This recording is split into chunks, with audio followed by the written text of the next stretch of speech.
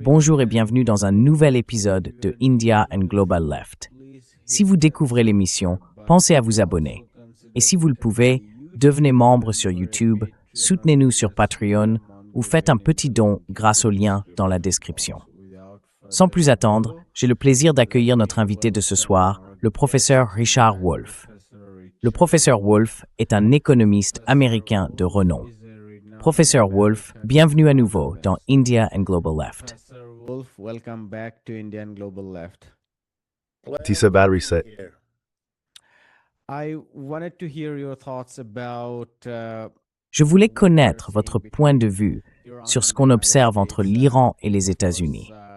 Bien sûr, les discussions, la rencontre prévue à Genève ont été annulées ou suspendues pour le moment, parce que la partie iranienne affirme qu'Israël a violé l'accord en massacrant des civils au Liban. Comment décririez-vous la situation dans laquelle les États-Unis se retrouvent aujourd'hui en Asie de l'Ouest? the situation in which the US has found itself in West Asia.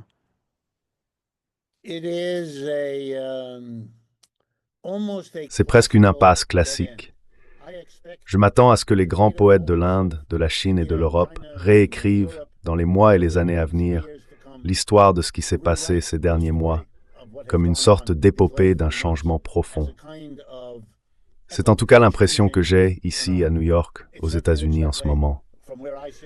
Les États-Unis ont commis une erreur colossale. Ils ont mal compris la politique de l'Iran. Ils ont mal compris la situation intérieure, disons idéologique, émotionnelle, peu importe le mot qu'on choisit. Ils ont aussi mal évalué la capacité militaire de l'Iran. Et enfin, ils ont mal compris ces chaînes d'approvisionnement à très longue distance que 40 ans de mondialisation ont créées et qui transportaient en elles non seulement la rentabilité, c'est pour ça qu'elles existaient, mais aussi la vulnérabilité.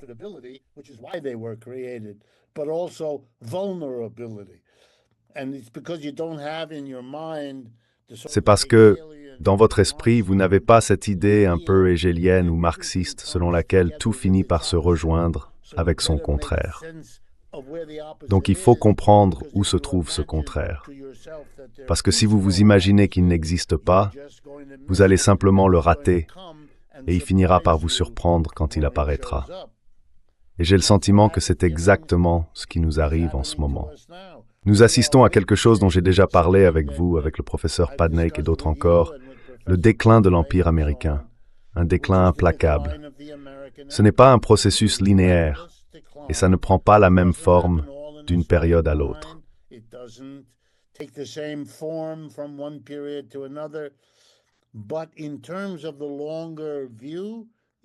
Mais si on prend un peu de recul, c'est un déclin implacable.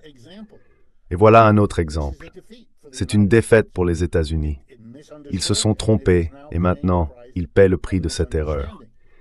Mais comme ils ne comprennent toujours pas, le prix qu'ils sont prêts à payer risque d'augmenter encore, d'entraîner d'autres pays et de provoquer d'autres fautes. Il n'y a vraiment pas de fin à tout ça. Et d'ailleurs, le déclin de l'Empire entraîne aussi celui du capitalisme américain, ici même, à l'intérieur du pays. Et il emporte aussi la carrière de M. Trump, qui à ce stade semble plus compromise sur le plan intérieur qu'à n'importe quel moment de son premier ou de son second mandat.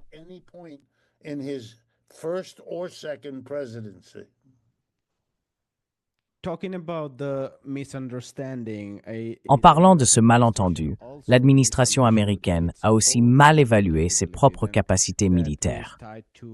Et ça rejoint votre remarque sur la mauvaise compréhension des vulnérabilités que la chaîne d'approvisionnement mondiale a révélées.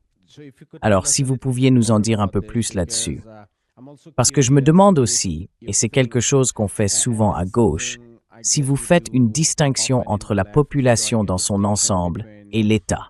Pensez-vous que dans les années à venir, de plus en plus d'Américains vont commencer à remettre en question non seulement l'irrationalité de la politique, de la machine militaire ou de l'empire militaire, mais aussi son efficacité, son rendement. Parce que pendant tout ce temps, on disait à quel point la machine militaire américaine était puissante. Et pourtant, l'Iran, qui se classe probablement autour de la 24e ou 25e place du PIB mondial, a infligé une sérieuse humiliation et remporté une victoire stratégique face aux États-Unis. Comment tout cela a-t-il pu se produire? Et quelles en sont, selon vous, les conséquences pour l'avenir?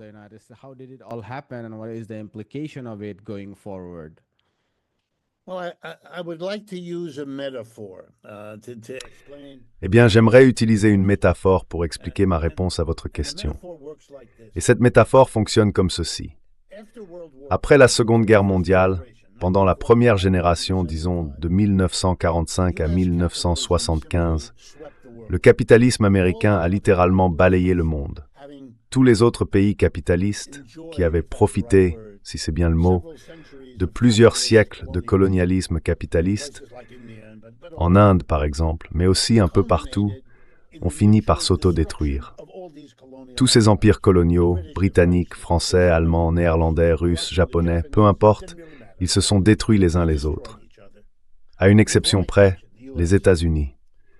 Protégés entre l'Atlantique et le Pacifique, et à une époque où le transport aérien n'était pas encore devenu le mode militaire par excellence.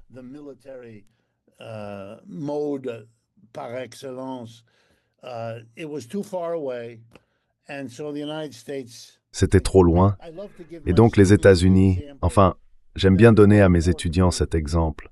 Pendant la Seconde Guerre mondiale, on estime qu'environ 25 ou 26 millions de Russes sont morts. De la même façon, pendant cette guerre, 8 millions d'Allemands ont péri. Du côté américain, le nombre de morts s'élève à environ 400 000. Autrement dit, il n'y a aucune comparaison possible en termes de dégâts physiques, moraux, émotionnels, structurels ou même d'infrastructures. Peu importe la catégorie, l'écart est immense. C'est colossal d'un côté, minuscule de l'autre. Et donc les États-Unis ont littéralement pris le dessus. Ils se sont imposés. Le dollar a remplacé toutes les autres monnaies comme devise mondiale.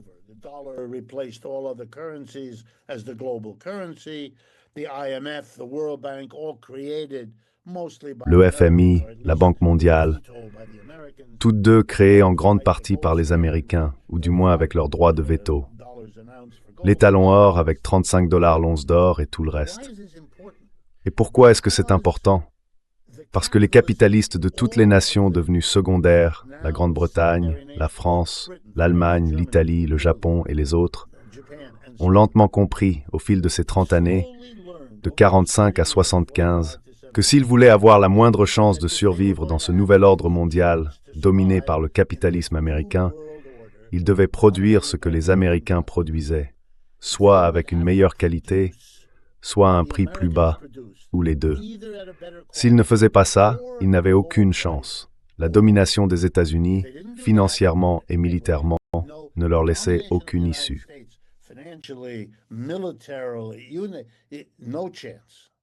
The only avenue was to exploit the capitalism of the United States under its rules and to defeat.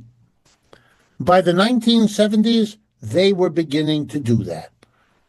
I can tell you here in the United States, we stopped driving automobiles that said Ford or Chevrolet or Plymouth, and we started buying Volkswagen and Toyota and Nissan and all of that.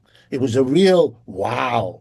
And today, we barely have an automobile industry left.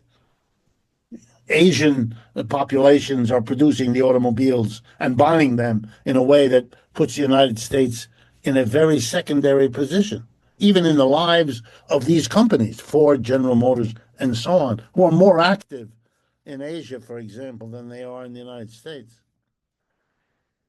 We would have had to face this earlier. Nous aurions dû affronter cette situation plus tôt, mais deux évolutions majeures ont repoussé ce que les Français appelleraient le dénouement au terme de ces 30 années. La première, c'est l'invention, si l'on peut dire, du crédit à la consommation massif, et je veux dire vraiment massif. On a complètement réorganisé le comportement, d'abord de la classe ouvrière américaine, puis petit à petit d'autres classes ouvrières, pour qu'elles s'habituent à vivre avec des prêts bancaires à des taux d'intérêt ridiculement élevés. Je veux dire, par exemple, si vous êtes une entreprise, vous pouvez emprunter aujourd'hui aux États-Unis à 4, 5, 6%. Mais si vous utilisez une carte de crédit, vous payez 17, 18, 19%. Aucune comparaison possible.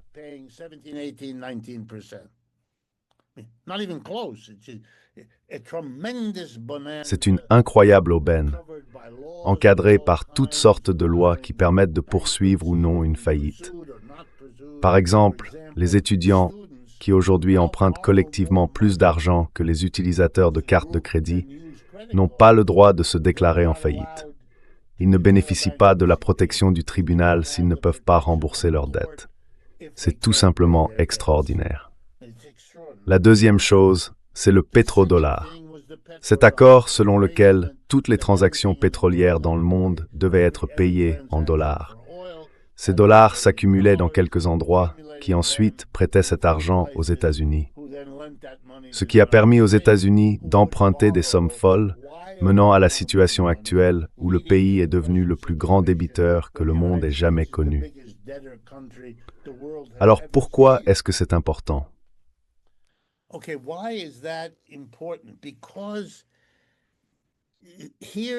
Parce qu'ici, aux États-Unis, on commence à prendre conscience que tout ça repose sur un château de cartes, que les choses ne se passent pas bien. Et l'Iran, c'est une métaphore magnifique, presque poétique. Vous avez la plus grande armée du monde, et pourtant, ce petit pays peut vous battre. Il a trouvé une faille, le détroit d'Ormuz. Il a compris que son territoire pauvre, montagneux, en partie désertique, est parfait pour cacher des silos à missiles et des sites de production de drones. Et il a passé un accord à travers les BRICS avec la Russie de l'autre côté de la mer Caspienne, puis avec la capacité industrielle chinoise via la Russie. Donc en réalité, les États-Unis se retrouvent face à un ennemi que les BRICS ont organisé en réseau. Autrement dit, vous ne combattez pas seulement l'Iran, vous affrontez aussi la Russie et la Chine. Et ça, c'est une position tout à fait différente.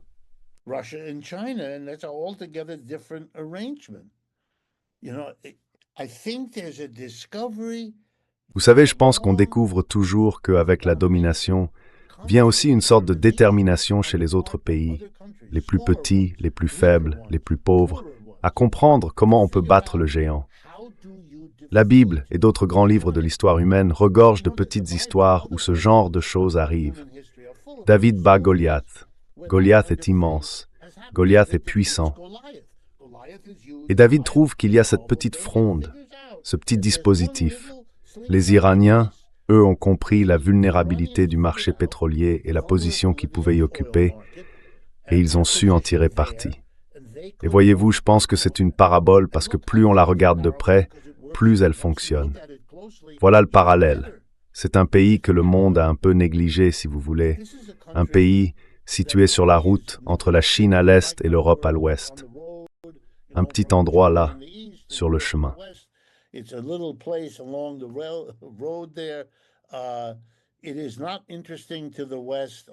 L'Occident ne s'y est vraiment intéressé qu'à partir du moment où il y a eu du pétrole. Enfin, je force un peu le trait, mais c'est pour donner l'idée, le pétrole.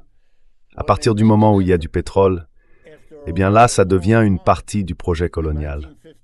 Quand ils ont fait un effort, après déjà pas mal de temps, en 1953, avec Mossadegh, pour essayer d'organiser une petite élection, mettre au pouvoir quelqu'un qui disait vouloir utiliser le pétrole pour aider le pays, l'Iran, plutôt que les compagnies pétrolières britanniques, ils l'ont renversé.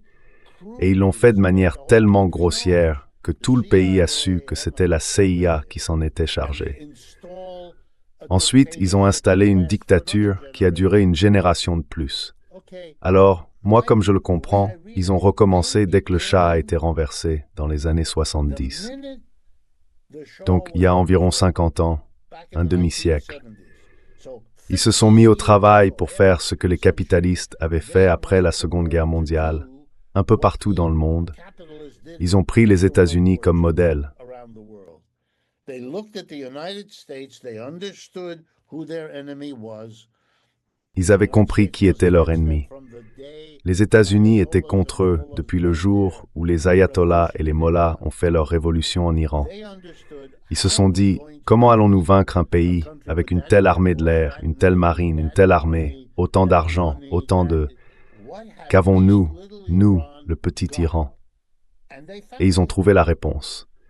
Et le message adressé aux États-Unis et à tous ceux qui regardent, c'est que ce que les Iraniens ont fait, tout le monde essaye maintenant de comprendre comment le faire. Chacun à sa manière, avec ses propres traditions, sa propre religion, sa propre histoire. Ils essayent de comprendre comment.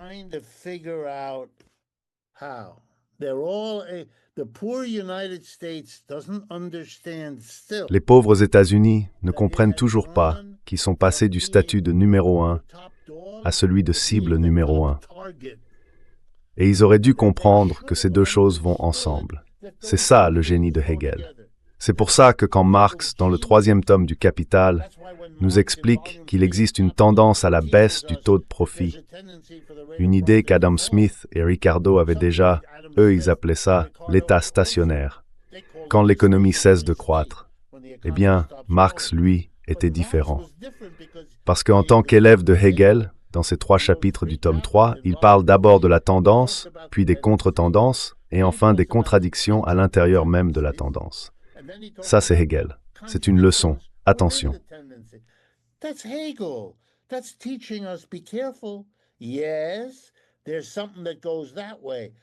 Oui, il y a quelque chose qui va dans ce sens. Mais ça provoque une réaction. Et cette réaction est pleine de ses propres contradictions, façonnée par son propre contexte. Waouh! Cette façon de penser aurait dû épargner aux États-Unis ce qu'ils vivent aujourd'hui, parce qu'ils sont en train d'apprendre, lentement, douloureusement, ce qu'ils ont refusé de penser.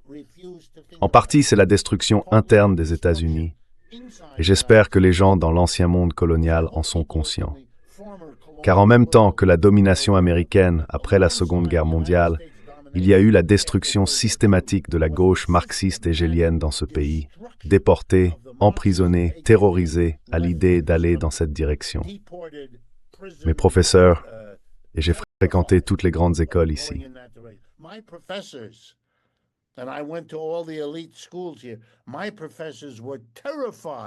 Mes professeurs étaient terrifiés quand je levais la main pour poser une question sur le marxisme. Ce n'était pas le sujet en lui-même qui les effrayait. Ce qui les inquiétait, c'était que s'ils répondaient à ma question et donnaient l'impression de bien connaître le marxisme, ils risquaient de se faire une réputation qui pourrait ruiner leur carrière. Alors ils me disaient, « Passez me voir pendant mes heures de permanence. On pourra en parler, mais ne me posez pas de questions en classe. » Et l'un de mes professeurs à Harvard, où j'ai étudié dans les années 70, j'y suis entré dans les années 60, c'était Henry Kissinger. J'ai suivi son cours et il m'a expliqué comment mener les affaires étrangères. J'aurais dû être plus attentif. J'aurais compris tout ça bien plus tôt.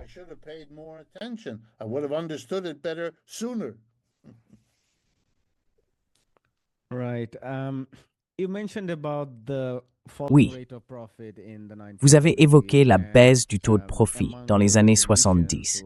Et parmi les réponses à cette crise, vous avez mentionné notamment l'effet de levier, la dette utilisée à la place d'une hausse des salaires, comme un moyen de stimuler artificiellement la consommation.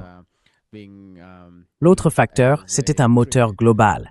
Les États-Unis ont mis en place une chaîne mondiale pour attirer davantage de biens de consommation, mais aussi pour étendre la finance internationale. Et la force du pétrodollar repose sur l'Asie de l'Ouest. En fait, ce processus avait déjà commencé avant même que tout cela ne se consolide, parce qu'une grande partie des excédents de la région étaient réinjectés aux États-Unis via l'Europe à travers le système financier transatlantique. Et une partie de ce mécanisme consistait à créer une sorte d'État sécuritaire, à vendre, si l'on veut, de la sécurité aux États du Golfe, en échange de leurs investissements réorientés vers les États-Unis, ce qui a permis à ces derniers de faire baisser les taux d'intérêt. into the United States, which allowed United States to drive down interest rates, and that was very central to Et ça, c'était vraiment au cœur de l'explosion du crédit. Je veux dire, ça n'aurait jamais pu se produire si les taux d'intérêt avaient été plus élevés. Donc, étant donné que cette guerre a révélé la vulnérabilité de cet immense empire, un empire militaire, ce qui était présenté comme un atout pour l'empire américain, à la fois financier et militaire, cet empire hypertrophié, les avant-postes et les bases militaires en Asie de l'Ouest servaient à consolider son empire financier. Or, tout cela a été complètement bouleversé. Et comme beaucoup de pays, la plupart des pays, pas seulement l'Arabie saoudite, mais même des pays comme les Émirats arabes unis, remettent maintenant en question l'intérêt d'héberger ces bases. Il me semble que l'avenir de l'empire financier américain est vraiment sombre.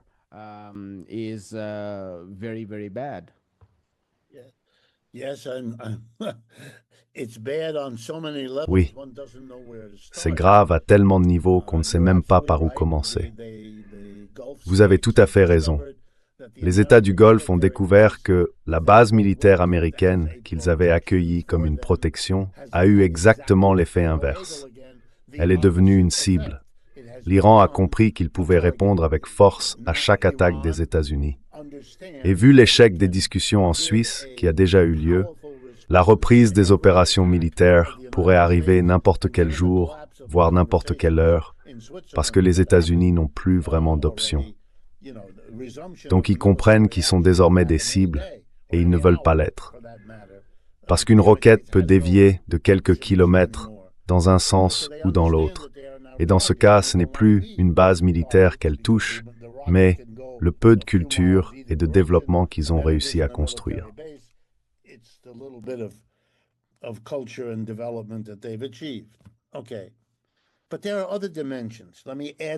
D'accord. Mais il y a d'autres dimensions. Laissez-moi les ajouter pour que vous voyiez à quel point c'est sérieux. Les États-Unis, plus qu'on ne l'imagine souvent, savent qu'ils ont perdu la guerre du Vietnam. Ils savent qu'ils ont perdu la guerre d'Afghanistan. Et ils savent qu'ils ont perdu la guerre d'Irak.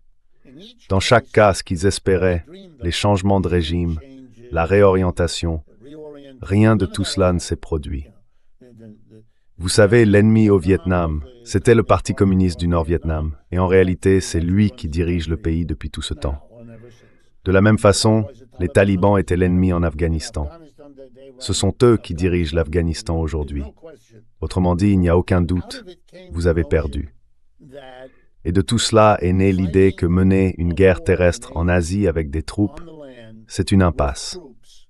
On ne peut pas faire ça. On ne peut pas. Alors, quelle est l'alternative?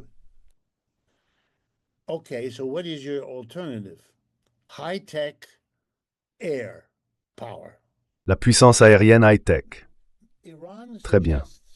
L'Iran suggère, et ça provoque en ce moment une agitation incroyable à Washington, que ce serait peut-être encore plus facile pour de petits pays comme le Vietnam ou pour des pays pauvres comme l'Afghanistan ou l'Irak de repousser une attaque fondée sur la technologie ou sur la supériorité aérienne que ça ne l'a été pour l'Afghanistan et le Vietnam de résister à l'Amérique. Vous savez, à l'époque, des centaines de milliers de soldats entraient dans leur pays.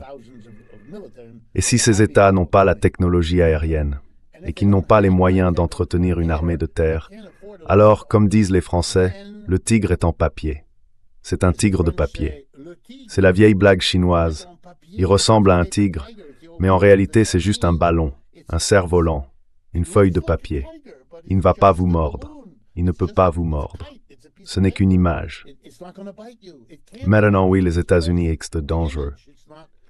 Now, yes, the United States is still dangerous. Yes, the United States threatens to cause real damage. Oui, les États-Unis menacent de causer de vrais dégâts pour obtenir ce qu'ils veulent. Et je ne remets pas du tout en question le fait qu'ils vont continuer à essayer de le faire. Mais ils ont subi un choc incroyable en étant battus ici. Regardez, après l'attaque d'Israël et des États-Unis contre l'Iran, en juin de l'année dernière, 2025, souvenez-vous, on l'appelle maintenant la guerre des 12 jours, parce qu'elle n'a pas duré, parce que les Iraniens étaient déjà capables de riposter d'une manière que les Américains et les Israéliens n'avaient pas comprise. Et Israël dispose d'une armée d'espions dans ces pays. C'est pour ça qu'ils peuvent éliminer leurs dirigeants. C'est comme ça qu'ils ont pu assassiner l'ayatollah et tous les autres. Et pourtant, ils n'avaient toujours pas compris. Ça montre bien qu'on peut avoir le meilleur appareil d'espionnage du monde, mais si on ne comprend pas ce qui se passe, on finit par enchaîner les erreurs.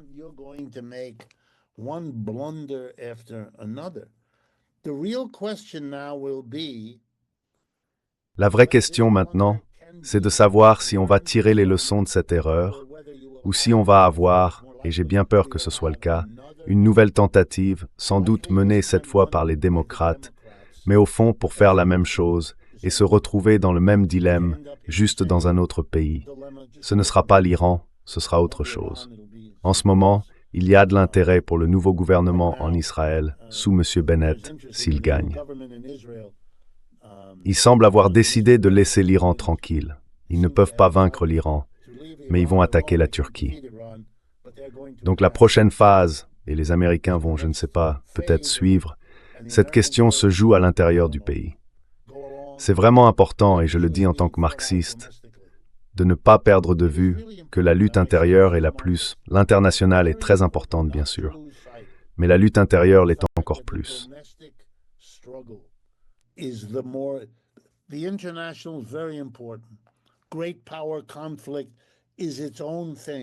Le conflit entre grandes puissances est un phénomène à part.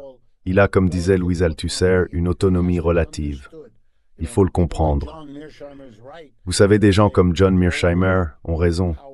Il y a bien une lutte mondiale entre grandes puissances, mais elle est ancrée dans et profondément dépendante de la lutte des classes à l'intérieur du pays. Et c'est cette interaction qu'il faut saisir. Une fois qu'on dit qu'elles dépendent l'une de l'autre, il faut encore expliquer en quoi consiste cette dépendance. Sinon, on finit par insister sur l'une en négligeant l'autre, ou l'inverse. La lutte des classes s'intensifie aux États-Unis. Elle passe par différentes étapes de développement. Elle a d'abord basculé vers la droite. C'est pour ça qu'on a eu Trump. Mais lui, il ne résout rien.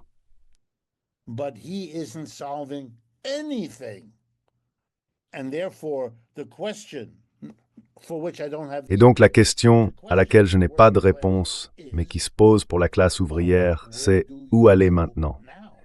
Vous ne voulez pas revenir au schéma classique républicain contre démocrate. L'aliénation vis-à-vis de ça est spectaculaire. Je veux rappeler aux gens que je suis ici, à New York.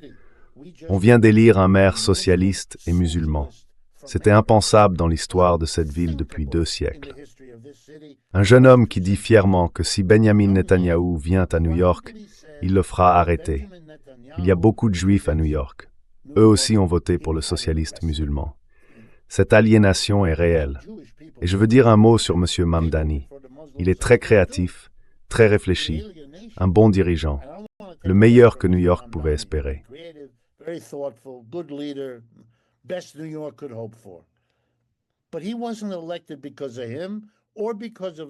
Mais il n'a pas été élu à cause de lui, ni à cause de son socialisme, ni à cause de son islam.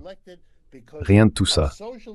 Il a été élu parce qu'un musulman socialiste, c'est clairement différent de ce qu'on a eu jusqu'ici. C'est un vote massif de rejet et de désaffection. Et d'ailleurs, ces derniers jours, il se pourrait bien que la prochaine maire de Washington, notre capitale, soit une femme noire socialiste. Vous voyez, c'est encore le même phénomène lié à la question noire. Est-ce que ça va se répandre dans tout le pays? Je n'en sais rien. Je ne l'affirme pas. Pour l'instant, ce n'est pas le cas. Est-ce que ça pourrait arriver? Peut-être. Et le simple fait que je puisse dire peut-être montre bien les changements qui se produisent ici, juste sous la surface. Mais ces changements prennent racine dans une classe ouvrière dont les conditions sont de plus en plus étouffées.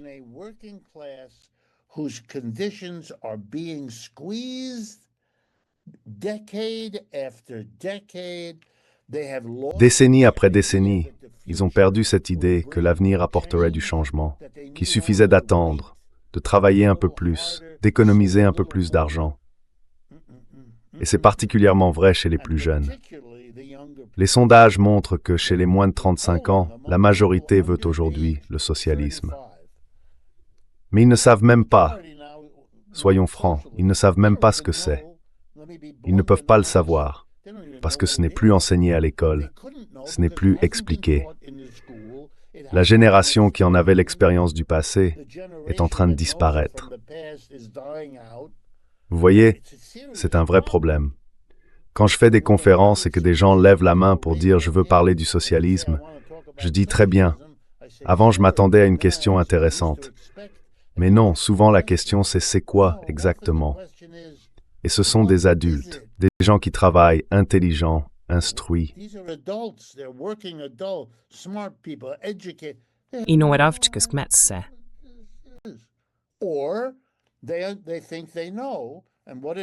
Ou alors, ils pensent savoir. Et ce qu'ils croient savoir, c'est l'Union soviétique. Ou bien c'est la République populaire de Chine. Eh bien, qu'est-ce que vous en savez au juste? Rien. Mais je ne veux pas laisser les gens dans une... Non, je suis très optimiste. J'ai aujourd'hui la chance, en tant que marxiste, de pouvoir agir dans cette société d'une manière que je n'aurais jamais imaginé voir de mon vivant.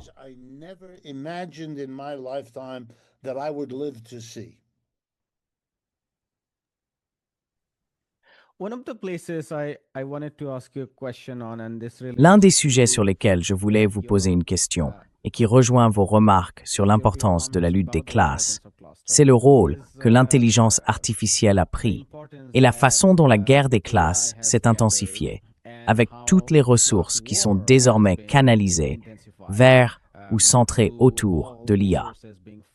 Et quand je parle d'intelligence artificielle, je veux être clair. Je ne parle pas spécialement des chatbots qui donnent des réponses.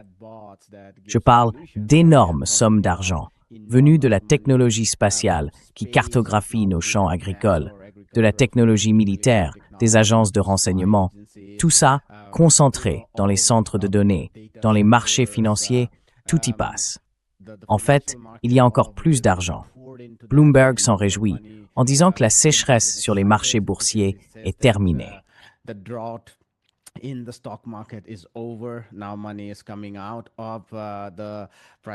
Aujourd'hui, l'argent quitte les fonds de capital investissement pour aller vers le public. Et on parle bien sûr d'entreprises comme SpaceX qui envisagent d'entrer en bourse parce que, apparemment, même l'endettement ne suffit plus. Il leur faut encore plus d'argent. Et tout ça arrive à un moment où les rendements ne suivent pas. Même le PDG d'Anthropic le dit, les valorisations explosent, il reste optimiste. Mais il ne sait pas quand les retours viendront, ni combien de temps ça prendra. Et si on regarde ça avec un peu de recul, on peut y voir une intensification de la guerre des classes. Parce que ce n'est pas juste une personne qui devient trillionnaire. C'est un déséquilibre croissant, une concentration de la richesse qui s'accentue d'une manière que j'ai du mal à décrire.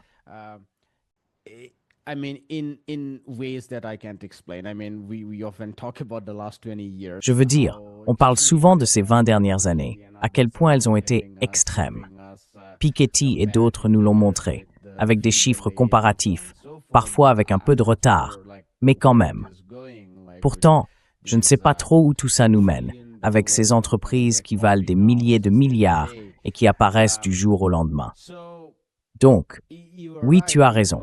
Et on a déjà parlé de la montée en puissance de la lutte des classes aux États-Unis. Mais je voulais aussi te demander à quel point cette guerre des classes est forte aujourd'hui. Et à quel point la classe des milliardaires, voire des trillionnaires, est devenue puissante. Et du point de vue d'une politique issue de la classe ouvrière, comment on s'y prend? Parce qu'on n'est plus dans la mobilisation à l'ancienne, celle des usines, tu vois. Alors, quelle est la stratégie pour la suite?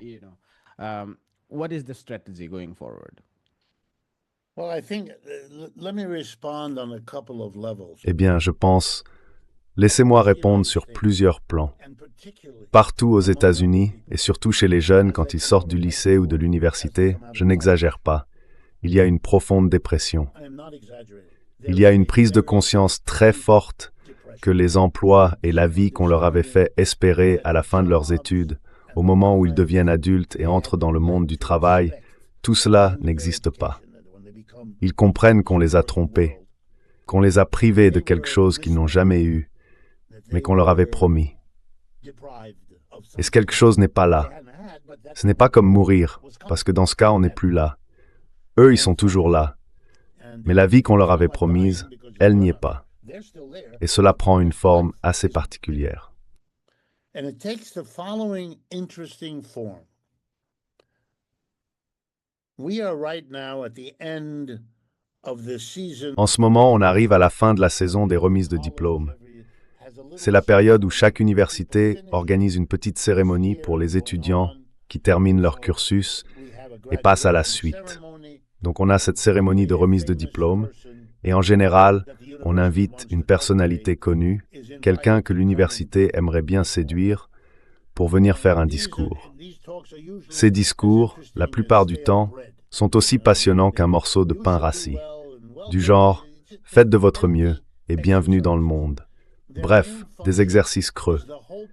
Leur vraie fonction, c'est surtout l'espoir que la personne invitée fera un don à l'université pour financer, par exemple, une chaire en biologie ou autre chose du genre.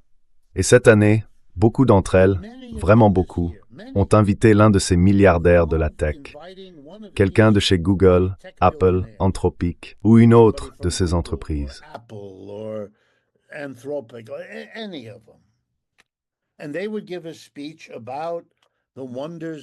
Et il venait faire un discours sur les merveilles de l'intelligence artificielle, et les étudiants les huaient jusqu'à les faire descendre de scène. C'est devenu un vrai phénomène. Le New York Times a même dû écrire des articles. Que se passe-t-il avec nos jeunes?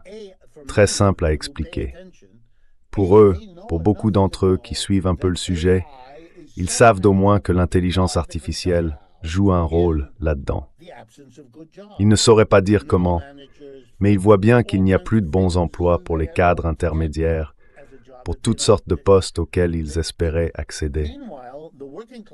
Pendant ce temps, les gens de la classe ouvrière, eux, n'ont plus de travail du tout.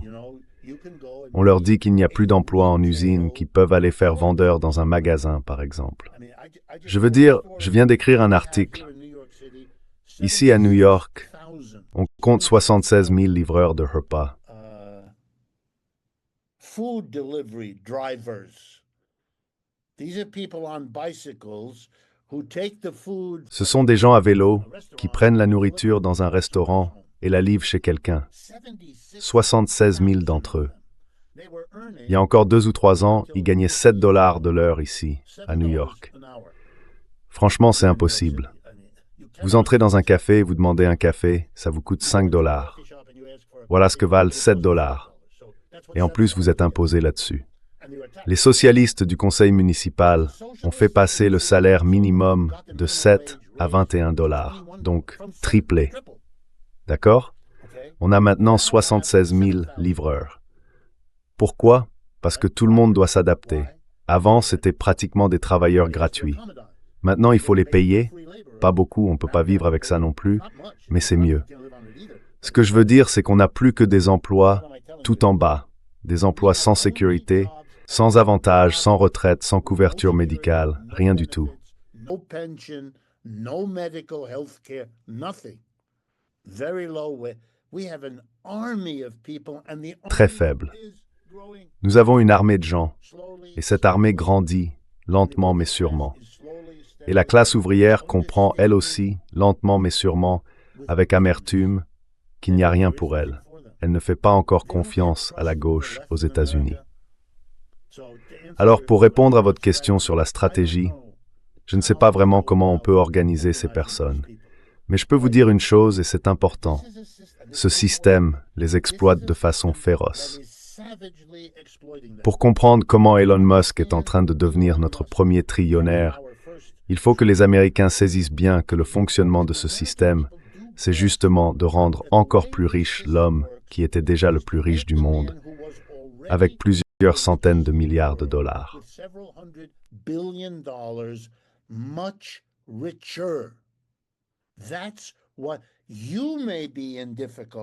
C'est à ce moment-là que vous pouvez être en difficulté. Vous pouvez avoir des problèmes. Mais il y a d'autres gens qui sont... Alors, une partie de la classe ouvrière sera comme toujours enthousiaste. Ils vont se dire, si lui peut le faire, moi aussi. Ou bien, si lui peut le faire, alors mon fils Pierre ou ma fille Marie ou peu importe, le peuvent aussi. Mais de plus en plus de gens comprennent qu'on peut travailler jusqu'à s'en épuiser. Ça ne changera rien. Ce n'est pas pour vous. Et alors, si nous sommes assez nombreux, et nous le sommes de plus en plus dans ce pays, à l'expliquer, imaginez un instant ce que ces 3, 4, 500 milliards de dollars supplémentaires qui vont maintenant dans la poche de M. Musk auraient pu faire pour les peuples du monde. Et maintenant, réfléchissez avec moi. Quel genre de monstre faut-il être, ce Musk, pour accumuler tout ça? Il ne peut même pas le dépenser.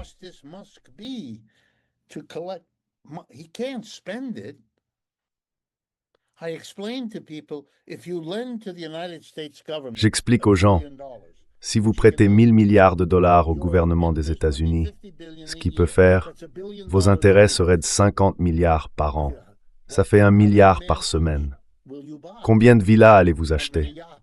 Combien de yachts? Combien d'avions? Qu'est-ce que vous allez faire? Sauter d'un avion à l'autre. Tout ce que ça fait, je leur dis, et c'est comme ça qu'il est devenu l'homme le plus riche.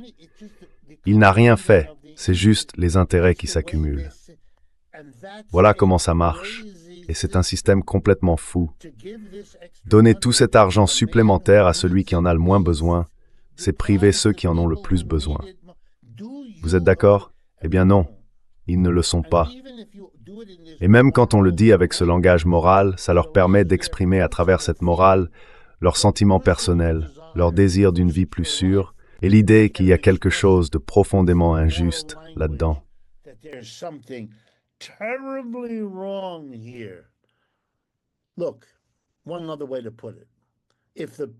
Écoutez, on peut le dire autrement. Si les habitants de New York ont pu élire un maire musulman et socialiste, alors ils peuvent très bien voter pour des socialistes de toutes sortes, à tous les niveaux. Le terrain est fertile. La vraie question c'est, est-ce qu'on a les bonnes graines à y semer? Et là, honnêtement, je ne sais pas. On n'a pas de candidat évident. Il y a des gens qui pourraient émerger, oui, mais pour l'instant, non. Pour l'instant, la population est très hostile envers les dirigeants. M. Trump, lui, a très peu de soutien. Et à ce stade, même sa base MAGA, Make America Great Again, est profondément divisée en 3 ou 4 courants. Ce sera très difficile pour eux. Ils vont essayer, bien sûr, mais ce sera très difficile pour eux de se rassembler à nouveau.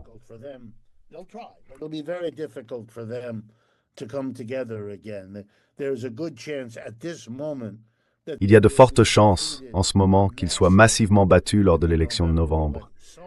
Tellement massivement qu'ils pourraient prendre une décision que je pense serait une grave erreur. Mais je peux me tromper. Est-il possible qu'ils décident d'empêcher l'élection parce qu'ils connaissent déjà le résultat? Oui, c'est possible. Il y a 1 an, je n'aurais pas dit ça. Aujourd'hui, je le dis. Les personnes capables de faire ça existent. Elles n'ont aucune capacité d'adaptation, aucune capacité à voir ce qui se passe. Pour elles, tout cela, c'est une lutte maléfique menée par le Parti démocrate. Et donc, elles écraseront ce parti, si elles le peuvent, pour pouvoir gouverner sans lui. Mais tout ce que cela fera, c'est rendre la lutte des classes encore plus intense et l'accélérer. Ça, elles ne peuvent pas l'arrêter. Mais elles n'essayent même pas, parce qu'elles ne le voient pas.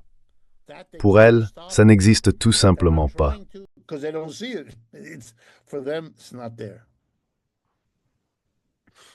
On va s'arrêter là, professeur Wolf. C'était une conversation vraiment passionnante. Merci beaucoup. J'apprécie vraiment. Avec plaisir, et j'espère qu'on pourra refaire ça très bientôt.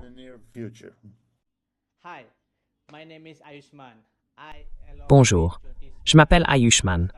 Avec Jyotishman, nous avons lancé cette plateforme. Depuis 2 ans, nous essayons de créer du contenu pour les forces de gauche et progressistes.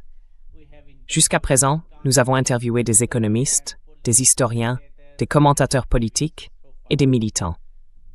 Si vous avez apprécié notre travail et que vous souhaitez qu'on construise un véritable espace d'archives pour la gauche, j'ai 2 petites demandes.